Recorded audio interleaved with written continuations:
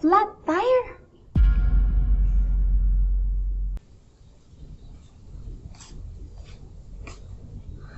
No signal to call the tow company? No!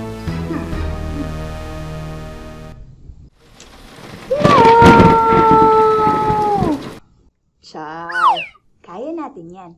Girl power.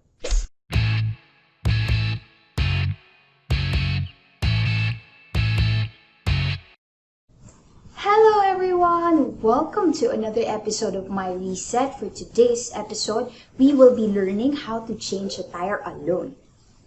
For some, boys and girls alike, it might be an overwhelming task to change a tire.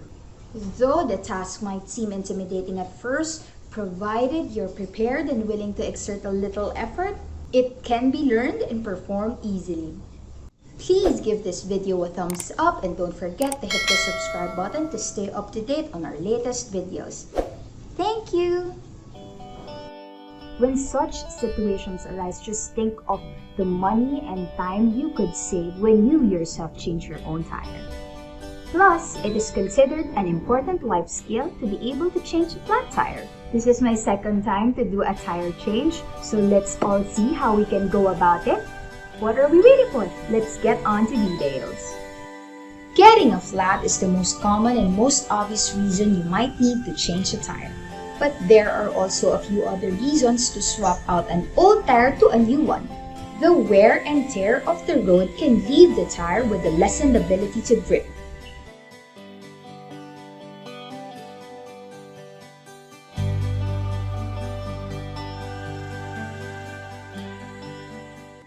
Here are the tools that we will be needed. A jack,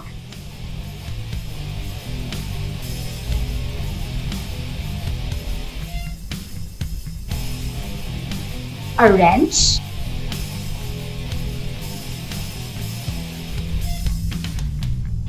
and our spare tire. The first thing that you need to do when you change a tire is to get to a safe place as possible. Go at a slow pace, find a flat, highly visible stretch of road, or it can be the nearest parking lot.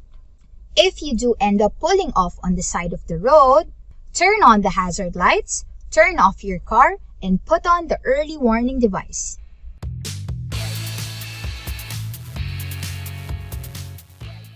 As soon as everything is in place, gather your tools and set up camp.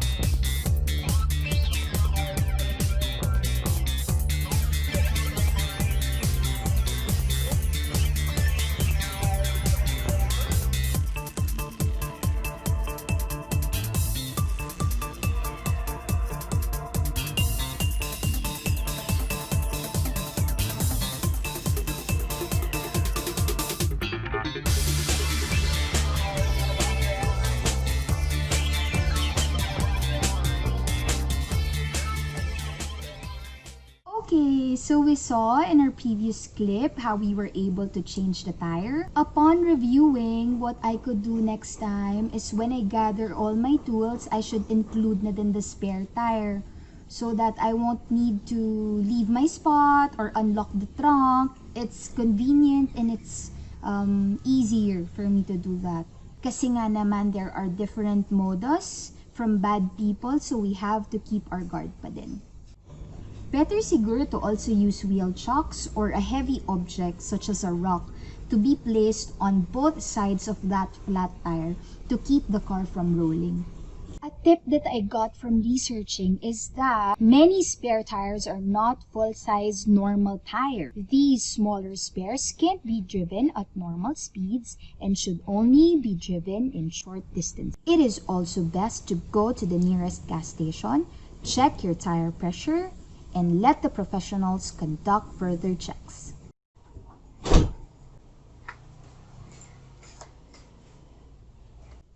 Ayan, I hope we were able to be of help to you guys. I recommend to you girls and boys to practice the steps on how to change a tire.